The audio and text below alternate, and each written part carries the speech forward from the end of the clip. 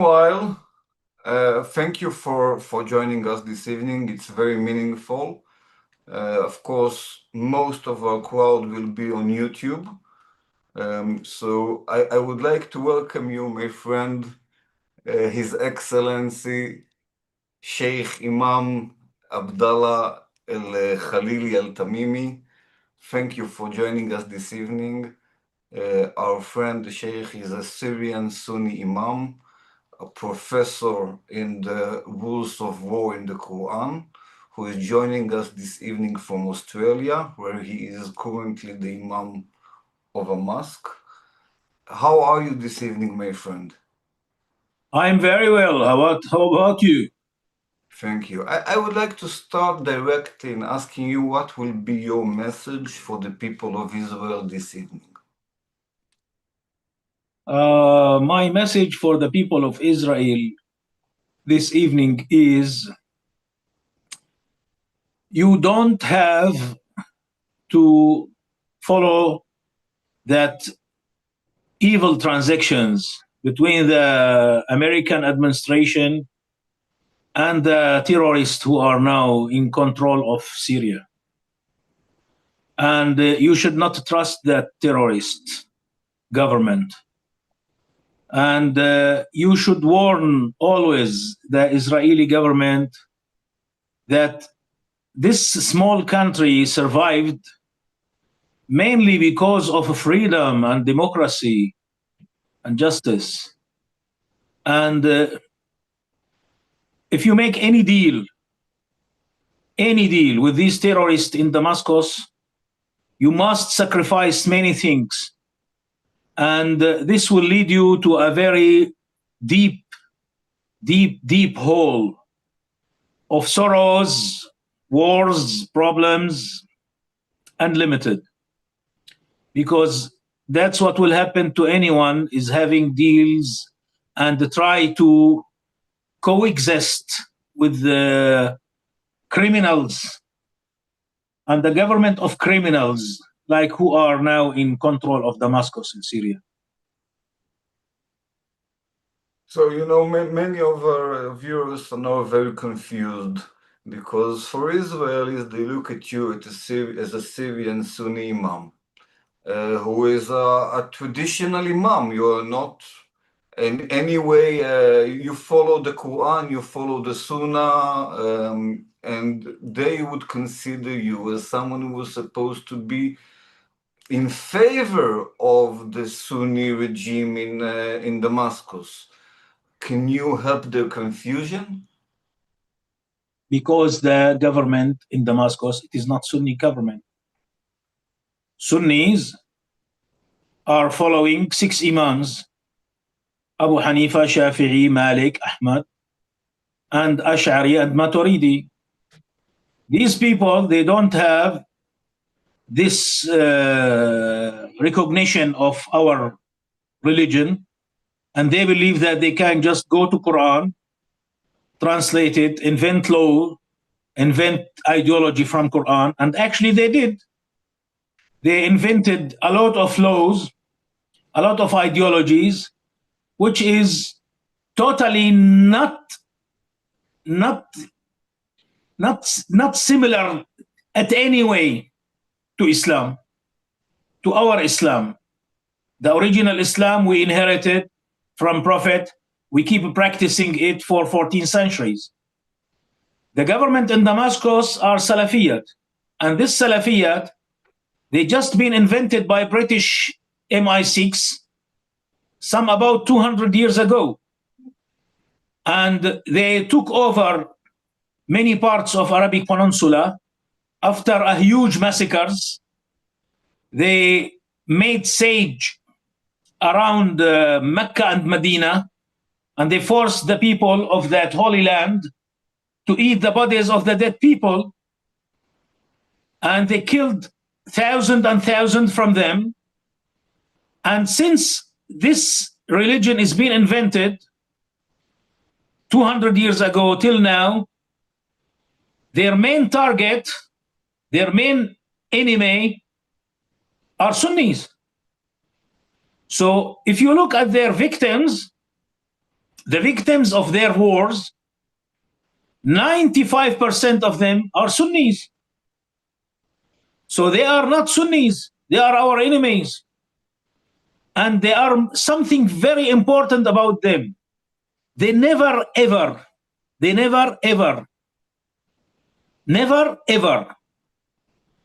fulfill any deal with anyone. So now I'll give you information. I'm not telling you some analyzing or something of my opinion. All the Israeli journalists, journals, they knew now something very important, that Hezbollah is still arming the members of Hezbollah, still arming the units of Hezbollah, the arms is still coming to Hezbollah, the money is still coming to Hezbollah. And I'm telling now information. The government in Damascus, who said that they are with the Sunni people who've been victims of the invasion of Hezbollah to Syria, this government is supplying arms to Hezbollah, easing, bringing and helping trafficking money to Hezbollah. And they are with Hezbollah in a totally complete agreement. And I am sure positively 100%, if there are any clash between Israel and Hezbollah, this government will be an open ally to Israel, an open ally to Iran, and they will fight against Israel. One more piece of information: more than 3,000 members of Hezbollah, mostly there are Lebanese and Palestinians. Now they are in Dar'a, in the western areas of Dar'a, armed with missiles. So in case of any land war started between Israel and Hezbollah, they will open a very aggressive front against the Israelis. From the Syrian border. From the Syrian land. And the government of Gulani, they went to Paris, they said, yes, we are agreed to withdraw our troops. In fact, they agreed to withdraw their troops. Yes, they just want to say, we are not responsible in security and stability in that area of southern Syria, Quneitra and Hawran. So this means that everything happened from these units who are now occupying a huge parts of Dar'a. The government in Damascus is not responsible for it. So as a true representative of Quran and of Sunnah, how do you judge the state of Israel? What is your verdict? What is your Sharia regarding the existence of Israel and regarding the aspect of having an alliance with Israel as a Sunni state? I said that many times, and I think everyone knew me, knew the opinion of Sharia, the judgment of Sharia about Israel. Israel is just like Spain, just like Greece. This land, it was an Islamic once, but now it's not Islamic anymore. This land now, it is non-Islamic land. So we failed to defend it. We lost it. It is not ours anymore, because the land, we control it by force. This is our land. When we lose it, this is not our land. When we cannot retake it, it means that we have to follow the other way. It is peace, genuine peace, not a cheatable peace. Now we are in genuine peace with Spain, with part of Italy, Sicily, with Greece, with Romania, with Bulgaria, with India, with China. China itself, half of it was a kingdom of Islam with Filipino. These lands are not Islamic. Their lands are not Islamic anymore. So when we make a peace deal with them, the benefit of this peace deal is for us first. And we have to commit this deal with looking for the interests of Muslims. And we can now go and call for Islam and preach Islam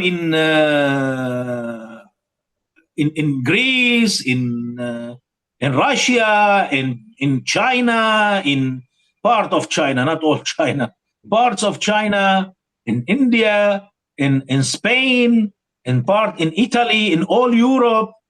We can preach Islam. We can call the people to come to Islam. We can practice our religion. No one is saying to us, no, you should not do this. You can't pray. You can't wear hijab. You can't. No. We can pray. We can wear hijab. We can do zakat. We can fast in Ramadan. We can keep our own traditions, keep our own families, just like the Jewish people and everywhere.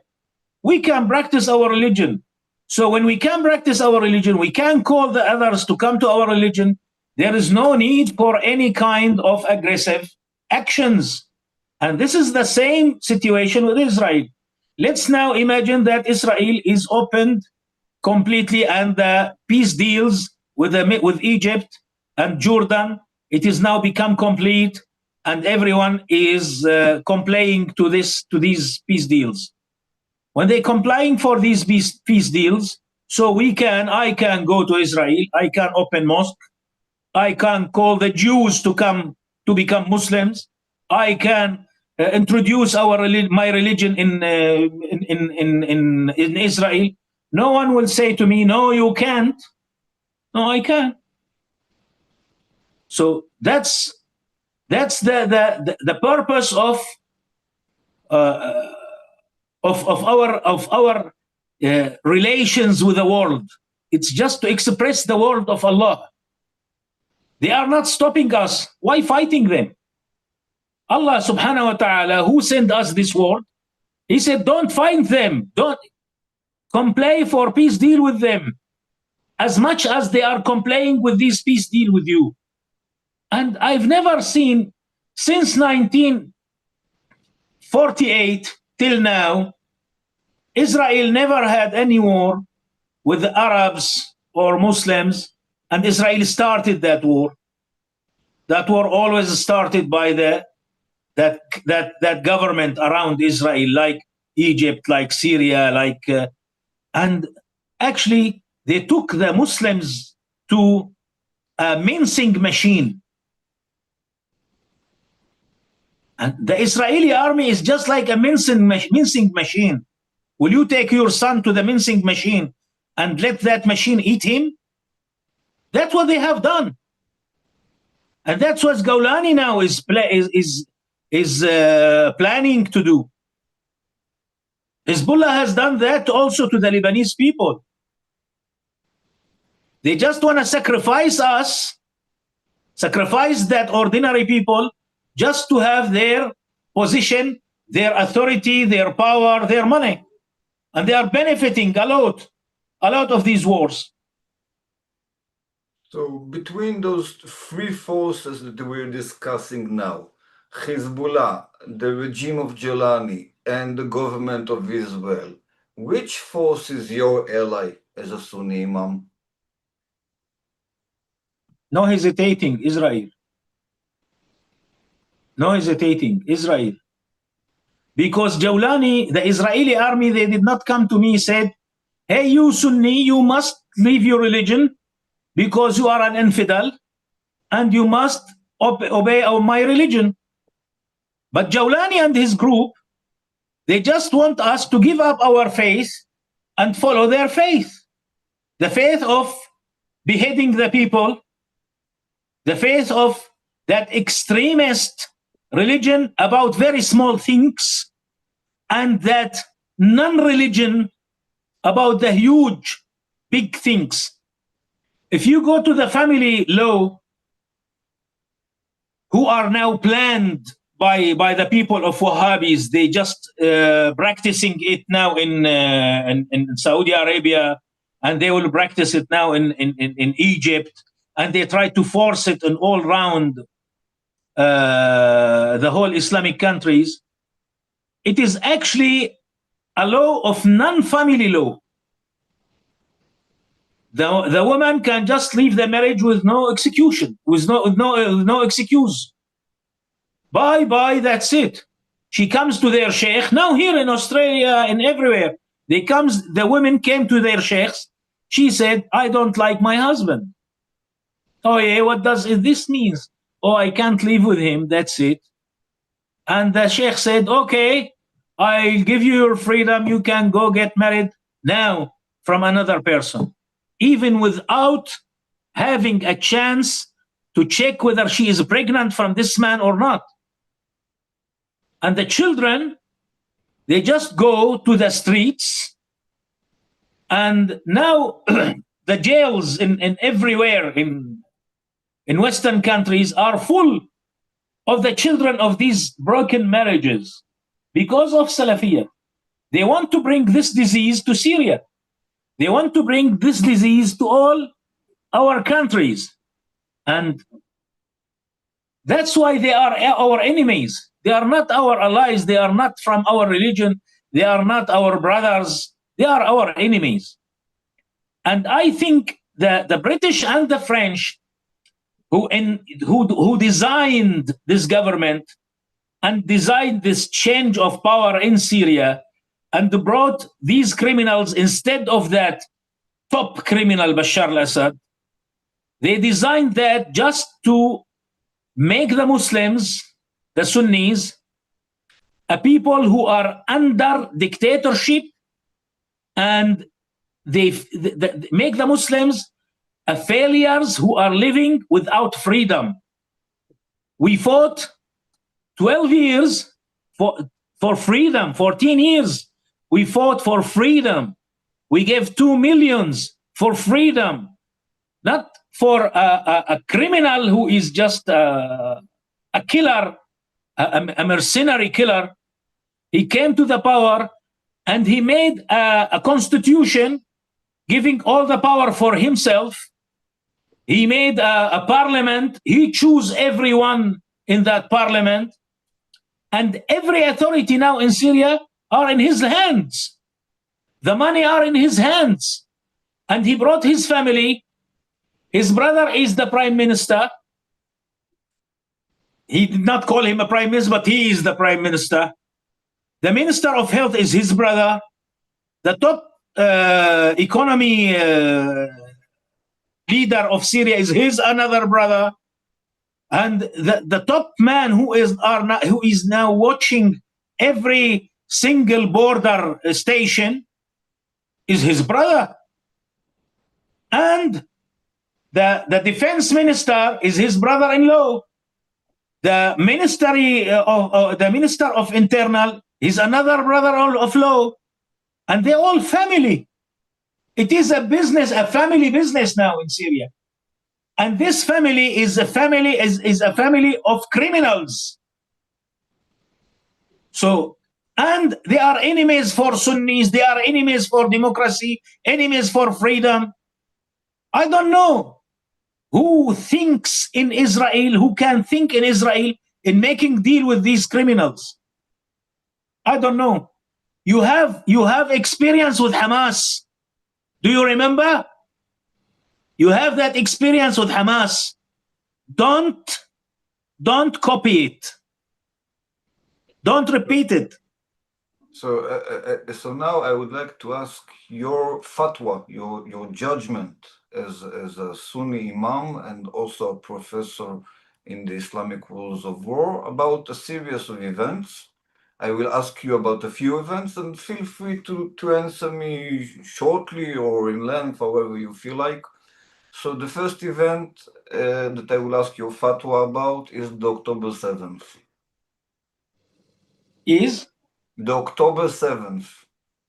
The October of 7th, it is a kind of a big sin, because there was something like what they call it in English, a temporary peace deal. A temporary peace deal. This temporary peace deal is being made by Hamas and Israel. According to Islam, Hamas said we are a people of Sharia, correct? You cannot break truce with anyone without giving him a warning 3 days before. They broke the truce, they killed the people, they invaded the lands, and they said, this is our lands. Okay, but you made a truce. And they go and they killed non-armed people, and they also making the same crime. They give all the people of Gaza to the mincing machine of Israeli army. The Israeli army will never hesitate to protect the people who are paying them their mortgage, their families, their country.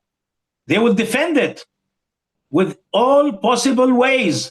You cannot blame them. But you broke the truce and you brought the bloodshed to your own home. And how much the casualties of Israelis? 1300s, 2000s, 100,000 casualties of Gaza, plus the destruction of the whole land. What is the benefit of that? Who is the real enemy to the Palestinian people, to the Sunni people? Who is it? Who is it? Hamas. Hamas. Why the other Palestinians refuse to join them? The people of Fatah, the people of West Bank, why they refuse? Because they know exactly what is the consequences. What are the consequences of what they are doing? They don't want to risk that peace, which is for the benefit of them before the benefit of Israel. So the next question is regarding the killing of unarmed men, women, and children during the October 7th under the banner of Islam. Is it halal? Is it haram? You know, something you don't know it, maybe I'll tell you what is it. Killing children, unarmed people, or anything, it's totally haram in Islam. No one will discuss this. But if you go to the coup, which brought Hamas to the power in Gaza, do you know how many civilians they killed? Just they accused them, you are supporters of Arafat, and they killed them. They throw them from the roofs. They drilled their heads with drills. Do you know how many? They nailed their heads. Come on. I know about 982. It doesn't need fatwa. It doesn't need fatwa. And what about the taking of the hostages, of civilians, the taking of them as hostages in the October 7th? How would you judge that according to Islam?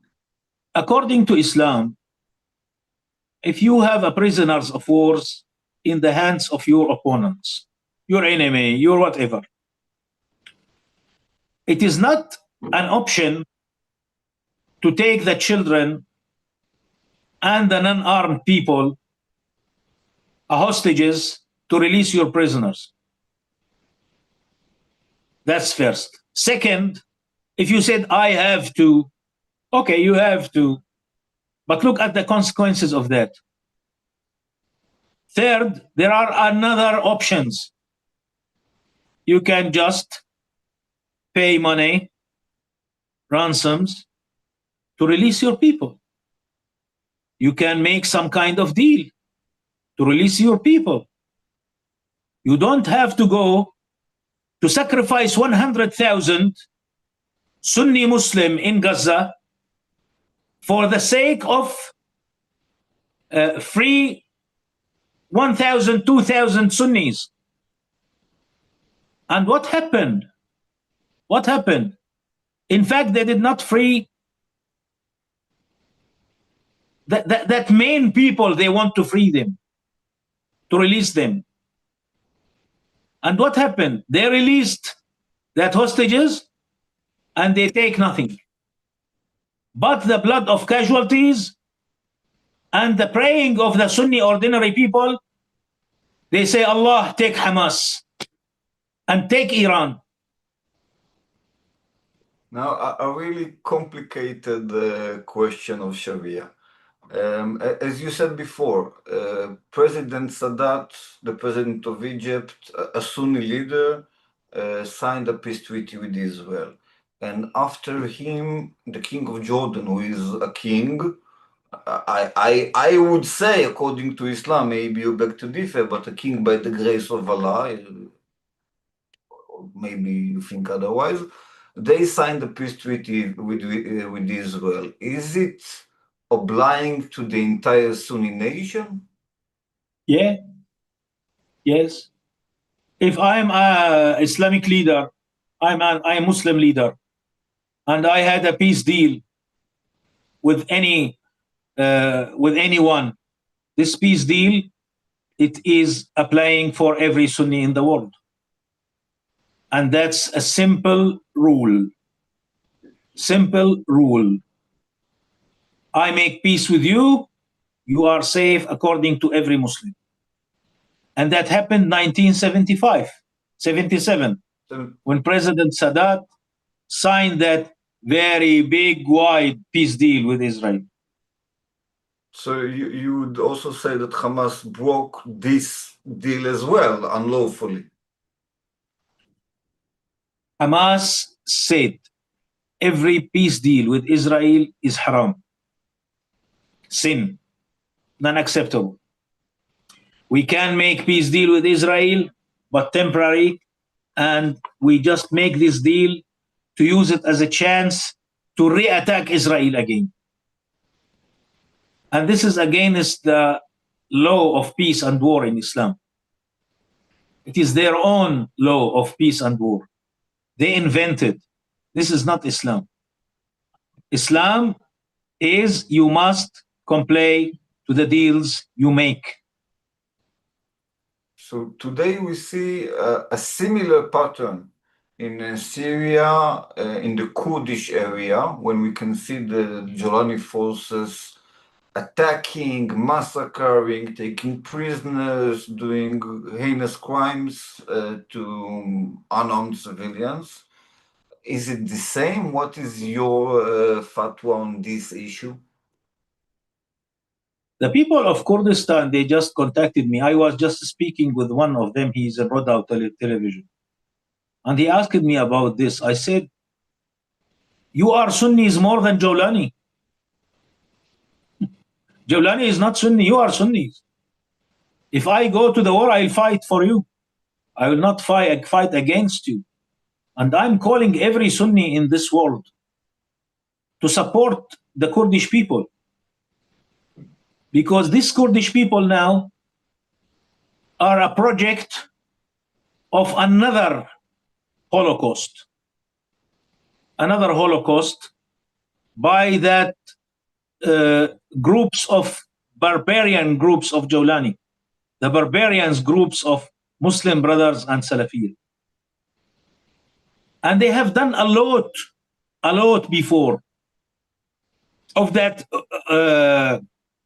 Holocaust. I'll give you a small example. In Sudan, Muslim brothers and Salafiyat, they joined a government under the control of Umar al-Bashir. Have you heard about him? Yes. Umar al-Bashir, General Umar al-Bashir. He was in control of Sudan. He fought against the Christian in the south and against the Africans in western of Sudan. They killed more than 1 million human beings, most of them women and children. And they said, we are doing this for the sake of God, for the sake of Islam. Forget about the Christian in the West, in the South. The people in the West, they all are Sunnis, Muslims. More, every single one is more Sunni than Umar al-Bashir and all his troops. The children who were learning Quran in Kuttab, the school of Quran, they been buried under their schools by the attacks of aeroplanes of Umar al-Bashir. And that is, I'm saying this through your channel, to every Sunni in Syria. Gawlani will never hesitate to do this to the Sunnis after he get rid of Kurdish and after he get rid of any threat to his power and Druze. He will come to us, he will kill us, our families, and he has done that at the beginning of the war in Syria. His group killed more than 20,000 rebels of Sunnis who are in the Syrian Free Army, and they said they are infidels. He, Jawlani himself, he killed with his own hand an officer in a city of Al-Ma'arra. He cut his head in Ramadan. He cut his head in Ramadan, and he sit down on his table and he ate the food of breakfasting of this dead man. That is this criminal who getting a vacuum, what they call it, a perfume from crazy Trump. Trump now is crazy man. He's out of control. So I would like to ask you now about the most sensitive topic, I think, which is Al-Aqsa. And I'll tell you a story that you may have heard or part of it, about a secret discussion that I had between rabbis and imams. It was in Cyprus, and unfortunately you couldn't attend. I wish you could have been there. But obviously the conversation was very complex. But when we got to the topic of Al-Aqsa, it is obviously very sensitive, we started exploring new approaches. So first of all, the most revolutionary thing that one of the rabbis said, and you know, Judaism is like Islam, the fact that when one rabbi says something doesn't necessarily mean that all the rabbis will agree to it. But first of all, he said, according to Jewish halakha, according to Jewish Sharia, we must get consent from the sages, from the clerics of Islam, to build the temple, to build the third temple, so to speak. And another thing that we explored together is that it shouldn't be called the third temple, but when we discuss the Islamic perspective, it should be called Haikal Suleiman, which is basically the same thing. It's the same word for the Temple Mount, for the temple, the halls of Solomon. The third thing that we explored together was that the temple or Haikal Suleiman that the Jewish side or some people in the Jewish side would like to build is also a place of worship for Muslims, because it says in Judaism in a very clear way, it says in the Bible that it will be a house of worship for all people. And another thing that we explored in this meeting was that all those rumors that I think that they are a very big part of the tensions in the Middle East about the so-called Jewish plan to destroy Al-Aqsa are not, first of all, are not objectively, are not true at all. Second of all, geographically speaking, the coordinates or the geographics of the planned third temple is not on Al-Aqsa Max. And the other thing is that the Dome of the Rock, which is a mosque that should be in the geography of the temple, may be either on some terms may be included, so it could become the Muslim wing of the temple, which should be a house of prayer for all people, or it could be maybe displaced or transferred to another location. So I would like to ask you, if you would get the request from the Jewish side, from the rabbis, to consent to the building of Haikal Suleiman under those terms or similar terms, would you give your consent, or what would be your terms or objection? According to the law of peace and war in Islam, Al-Aqsa now, it is not an Islamic land, because it's now under a control of non-Muslims. And one day, Mecca and Medina, Mecca itself, was non-Islamic land. At the time of the Prophet Muhammad sallallahu alaihi wasallam, when he was in Mecca, and most of the time when he was in Medina, Mecca itself, it was not an Islamic land. But Allah subhanahu wa ta'ala ordered his Prophet to pray towards Mecca. And even if Mecca at that time, the Kaaba at that time, it was surrounded by statues of pagan gods. And the Prophet, he prayed towards Kaaba. Even if Kaaba destroyed, I will still pray towards Kaaba. The land of Al-Aqsa, it is a holy land against to the Muslims, according to the Muslims. But if it is not in our control, we don't have to take any action to protect it, or to destroy it, or change anything, or do anything about it. It's not our land anymore. But this land, it is a holy land according to us.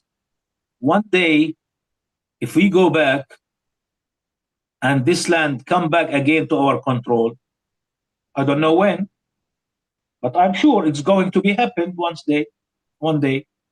Maybe the people of Israel, they become Muslims. I don't know. If we still have the chance to preach Islam in Israel, at that time, Al-Aqsa, whatever you do with it, you make it the temple, you make it whatever. I'll give you a small example. You know Al-Umawi, the biggest mosque in Syria and Damascus? Damascus, yes. Mosque is 3,000 years old. It was the temple of the sun. And it was a church of Christian. And it became a mosque of Muslims. And when Bashar al-Assad took power, he made it Husayniyah. And now it is becoming a mosque.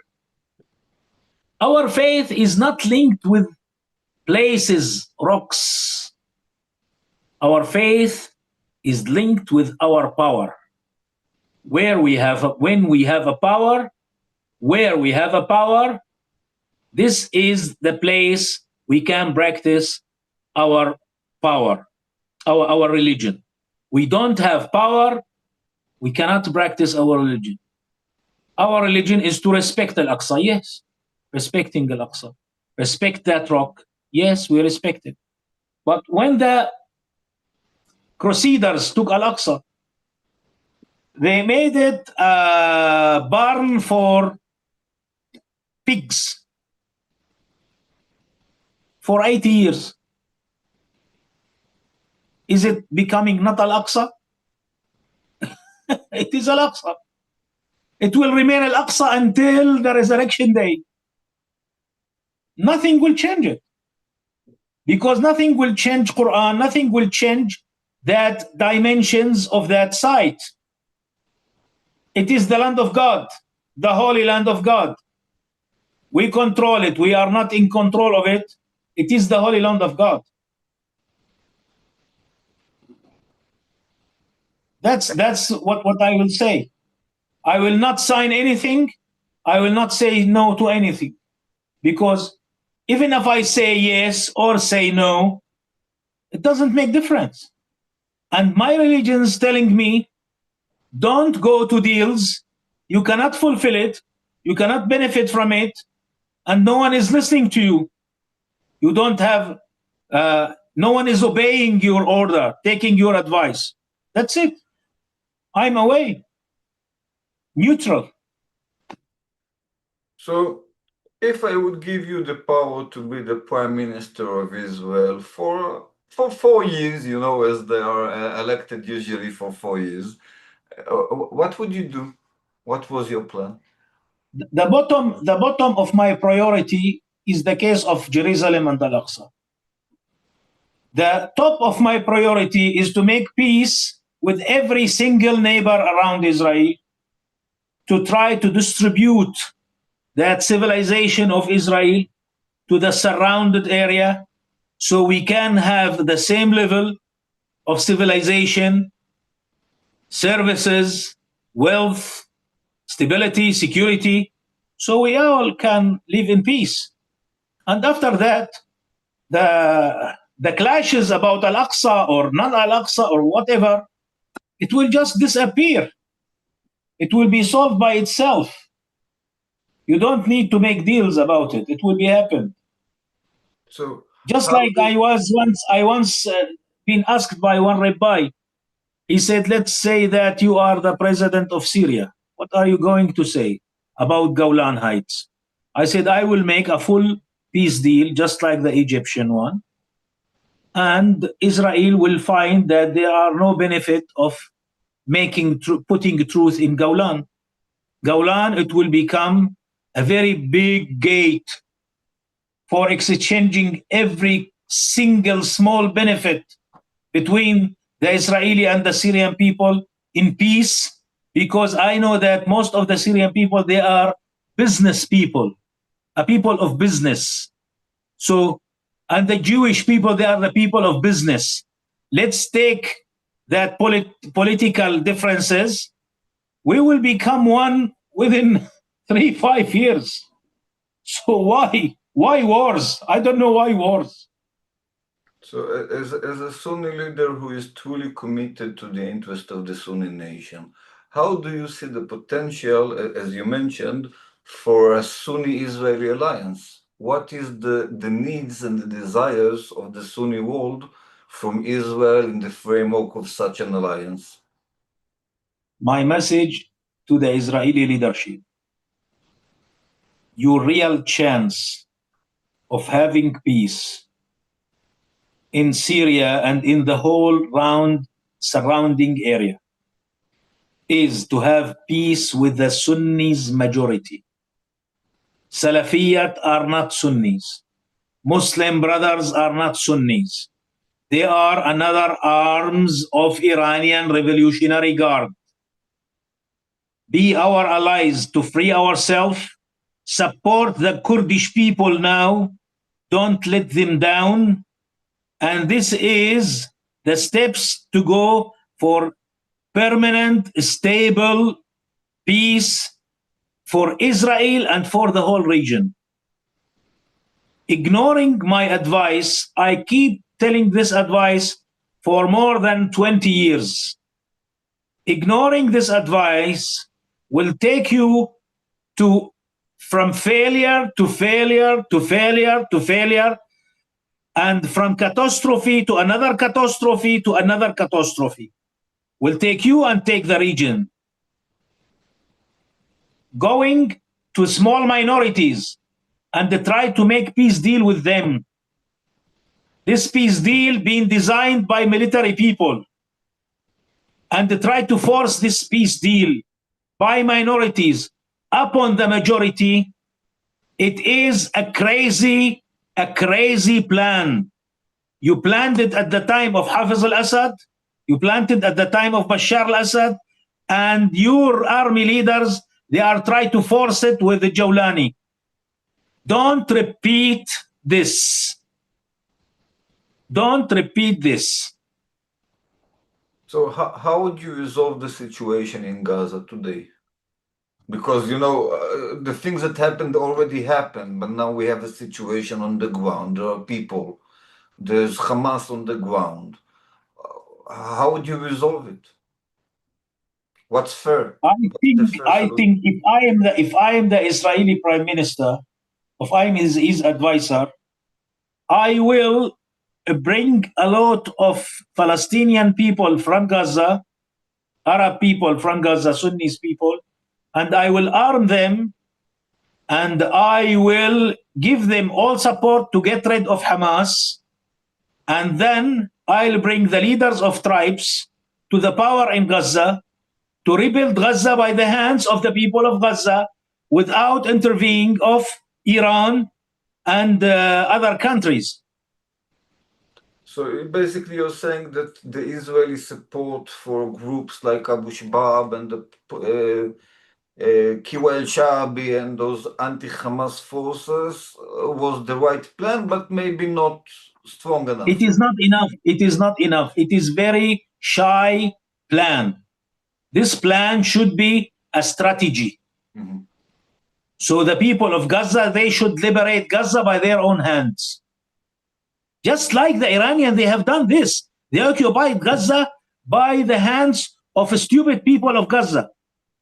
You call non-stupid people of Gaza, the full-brain people, wise people of Gaza, arm them and let them bring peace to their land, to your land, to the future of their people and your people. Imam, first of all, there are people with us. If someone wants to ask a question, Uri or Yaniv, please feel free. And I would like to ask you before we start to sum up, and forgive me for this question because I know better, but many of our viewers that maybe didn't get the full concept of Islam and was fed by Israeli media would reply to this broadcast and say, this is taqiyya. The Imam is doing taqiyya, Muslims do that, he's not speaking the truth, and that's the Muslim strategy of making us feel safe while they're conspiring how to massacre us. So this thing you are telling now, this thing you are telling now, it is correct 100%, but not according to us. We are the original Sunnis. We don't have something taqiyya. It's hypocrisy. It is totally big sin, and it is a kind of a huge sin in Islam. Our Prophet said, أيما مسلم غدر غدره رفع له يوم القيامة لواء الغدر. Any Muslim break his deal, his promises, at the Judgment Day, a flag will rise up at that to make a scandal for him, for the all humanity, saying this man is not a truthful man. He is a big liar, a big, they call it, I don't know what could they call it in English, the man who stabbed you in the back. Traitor. And Rasulullah sallallahu alaihi wasallam said, anyone stabbed a non-Muslim, he made deal with him and he stabbed him in his back, just like he's stabbing me in my back. And I will be his opponent at the resurrection day. We don't have this. Ever, never. That taqiyya, it's correct correct according to that invented copies, false copies of Islam. Salafiyat, Ikhwan, Shia, yes, they have it, but we don't have it. It is a big shame. Thank you so much, Imam. I feel that we received a huge lesson, and I would like to thank you so much, as always, for your time and wisdom. And before we will adjourn, let me ask you if there's something else that you would like to add that we haven't covered in our conversation today. Look at the hypocrisy of Gawlani and his people. I made a small video when I was talking to Rabbi He's responsible for Nuh Center. To Rabbi Sharki. Avi Sherki. And I made a statement in Arabic about the peace deal with Israel. At that time, they published it, they said, oh, look at this infidel, this traitor. Now, because there are some kind of news or chance that Jolani will have a peace deal with Israel, they are publishing the same video. And they said, look, Islam saying that making peace deal with Israel, it is a compulsory. That is to Taqiya, not me. Thank you for this story, Imam. Thank you. His Excellency, as always, it's a great privilege. Thank you again. And thank you, Tom. Thank you for having me. See you again soon, my friend. Allah is See you, my friend. See you. Bye. Thank you. Bye-bye.